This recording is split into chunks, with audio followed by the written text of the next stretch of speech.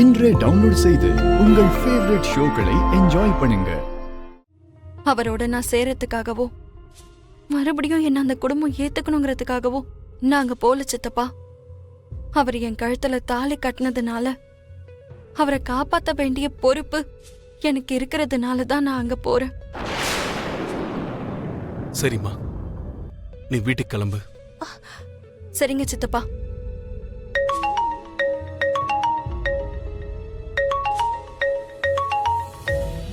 Hello அம்மா லக்ஷ்மி, நான் எல்லாரோட ஜாதகத்தை பார்த்தாலும் ஒவ்வொருத்தர் வாழ்க்கையில் அவங்க சந்திக்க போகிற ஆபத்துக்களை பற்றி சொன்னாலும் கடவுள் எழுதின விதிக்கு நானும் ஒன்றும் விதிவிலக்கில்லை. இந்த கடிதத்தை நீ படிக்கிற சூழ்நிலை ஏற்பட்டுச்சுன்னா அந்த நேரத்தில் நீ என்னை தொடர்பு கொள்ள முடியாதுன்னு தான் அர்த்தம். மித்ராவுக்கு வரப்போகிற கண்டங்களை பற்றி எந்த அறிவிப்பும் தெரிவிக்க முடியாத ஒரு நிலைமையில நான் இருக்கேங்கிறது தான் அர்த்தம். ஒன்று மட்டும் ஞாபகம் வச்சுக்க லக்ஷ்மி, மித்ராவுக்கு அடுத்த 10 மாசம் வரைக்கும் ஆபத்துக்கள் சூழ்ந்திருக்கு. எந்த நேரத்தில் எந்த மாதிரி ஆபத்து வரும்னு சொல்லவே முடியாது. உயிர் போற மாதிரி எது வேணாலும் நடக்கலாம். இந்த விஷயத்துல மற்றவங்க அபிப்பிராயம் எதுவா இருந்தாலும் நீ மட்டும் இந்த விஷயத்தை நம்பிதான் ஆகணும்.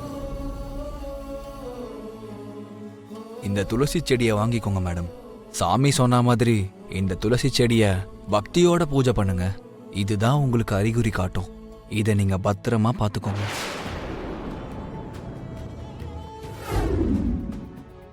நீ விவாகரத்து வேணும்னு கேட்டாலும் உன் மனசு உன்னோட புருஷனை விட்டு கொடுக்க தயாரா இல்ல. அவர் மேல உனக்கு இந்த அளவு பாசம் இருக்கிறதுனால இந்த கோர்ட் உங்க விவாகரத்தை அனுமதிக்காது. அடுத்த 6 மாசத்துக்கு நீ உன் கணவனோட தான் இருக்கணும். அது வரைக்கும் நீ உன் மாமியார் வீட்டுல தான் இருக்க வேண்டியிருக்கு. இந்த லக்ஷ்மிங்கிற பீடை இதோட தொலைஞ்சிடுச்சுன்னு நினைச்சேன். விவாகரத்து கிடைச்சிட்டா இனிமேல் லக்ஷ்மியால மித்ராக்கு எந்த ஆபத்தும் இருக்காதுன்னு நான் நினைச்சேன். அதை நினைச்சு சந்தோஷப்பட்டேன். ஆனா அடுத்த 6 மாசம் வரைக்கும் லக்ஷ்மி மித்ரா பக்கத்துல ஆபத்து ஏற்படுத்துற மாதிரி கூடவே இருந்தா அதை பார்த்துட்டு சும்மா இருக்க முடியாது. வேற என்ன பண்ண முடியும் அரவிந்தா? கோர்ட்டே தீர்ப்பு கொடுத்ததுக்கு அப்புறம் அதை நம்ம மதிக்கணுமே தவிர அவமானப்படுத்த கூடாது. எனக்கு கோர்ட்டு தீர்ப்பை விட என் பிள்ளையோட உயிர் தாங்க முக்கியம். சட்டம் நியாயத்தை விட என் பிள்ளையோட நலன் தான் எனக்கு முக்கியம். அதுக்காக நான் எவ்வளவு தூரம் வேணாலும் போவேன், எவ்வளவு கடுமையா வேணாலும் நான் இருப்பேன். இங்க பாருங்க, இனிமே நான் இங்க தான் இருப்பேன். அவர் கூட சேர்ந்து தான் நான் இருப்பேன்.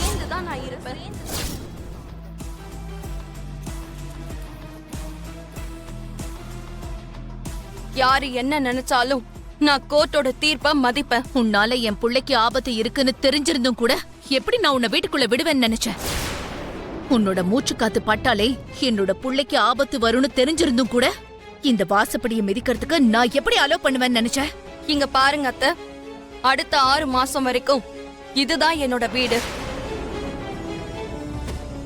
நீங்க சீன்னு சொன்னாலும் தூணு துப்பனாலும் நான் இங்கதான் இருப்பேனே தவிர நீங்க சொல்றத கேட்டுக்கிட்டு நான் இங்க இருந்து போறதெல்லாம் நடக்காது.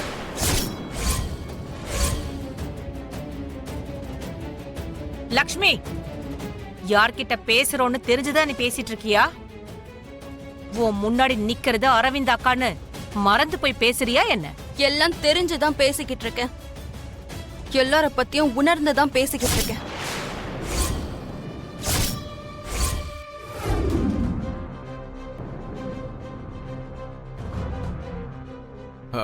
அப்படி இல்ல அரவிந்தா. எங்க பாருங்க, ஒவ்வொருத்தரையும் நான் தனித்தனியா கூப்பிட்டு சொல்லிட்டு இருக்கவே மாட்டேன். இப்பவே சொல்றேன், எல்லாரும் கவனமா கேட்டுக்கோங்க. நான் லக்ஷ்மிய மித்ராக்கு வந்திருக்கிற ஆபத்து மாதிரி தான் கருதுறேன்.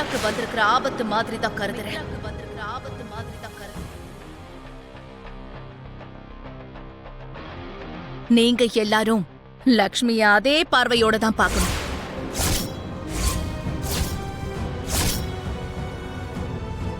அதே கோபத்தோட தான் அவகிட்ட இருந்து விலகி இருக்கணும்.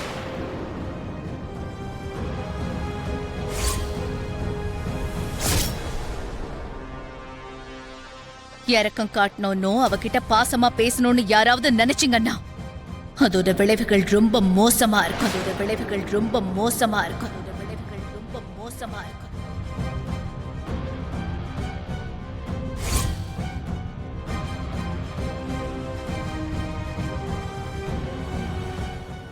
என்ன துரத்தி விட்டுறலாம், கழட்டி விட்டுறலாம்னு நினைச்சுக்கிட்டு இருக்கீங்களோ என்னமோ? அது எக்காரணத்துக்கு கொண்டு நடக்க போறது இல்ல. நான் இந்த வீட்டை விட்டு போறதாவே இல்ல. இந்த வீட்டை விட்டு போறதாவே இல்ல. இந்த வீட்டை விட்டு போறதாவே இல்ல.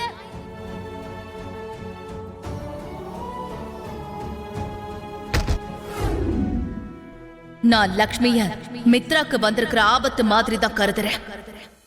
நீங்க எல்லாரும் லக்ஷ்மிய அதே பார்வையோட தான் பார்க்கணும். அதே கோபத்தோட தான் அவகிட்ட இருந்து விலகி இருக்கணும்.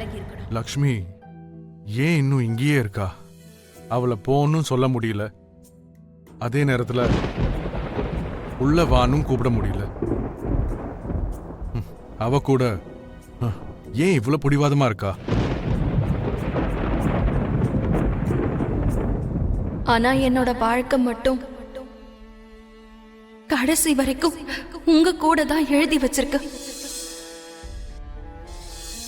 கஷ்டமா இருந்தாலும் நஷ்டமா இருந்தாலும் நான் உங்க கூட தான் எப்பவும் நடந்து வருவேன்.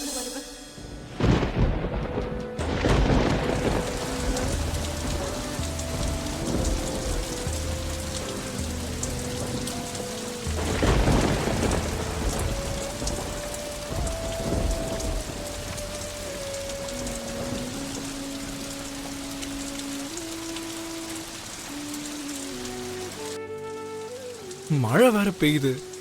இந்த மழையில அப்படியே அங்கேயே நிக்கிறதுக்கு பதிலா அண்ணி அவங்க வீட்டுக்காவது போகலாம்ல. இந்த லக்ஷ்மி அண்ணி ஏன் இப்படி ஒரு சிச்சுவேஷனை உருவாக்கணும்? எதுக்கு இப்படி கஷ்டப்பட்டுட்டு இருக்கணும்?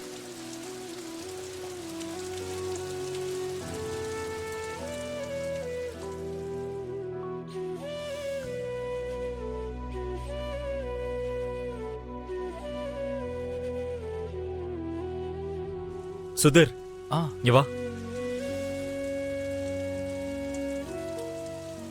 என்ன மித்ரானா? இந்த கொடைய லக்ஷ்மி கிட்ட கொடுத்துட்டு வா. சரிங்கண்ணா. ஆனா நான் கொடுத்தேன்னு மட்டும் சொல்லிடாத. சரிங்கண்ணா.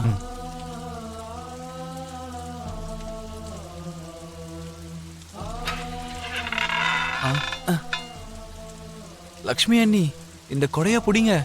இன்னும் எவ்வளவு நேரம் தான் இப்படி நனைஞ்சிட்டே இருக்க போறீங்க? பரவாயில்ல சுதீர், எனக்கு தேவையில்லை, நீ போ. அப்படி இல்ல அண்ணி, மழையில நனைஞ்சா உங்களுக்கு உடம்பு சரியில்லாம போயிடும். தயவு செய்து இந்த கொடைய புடிங்க. வேண்டாம் சுதீர், நீ போ. நீ போ சுதீர்.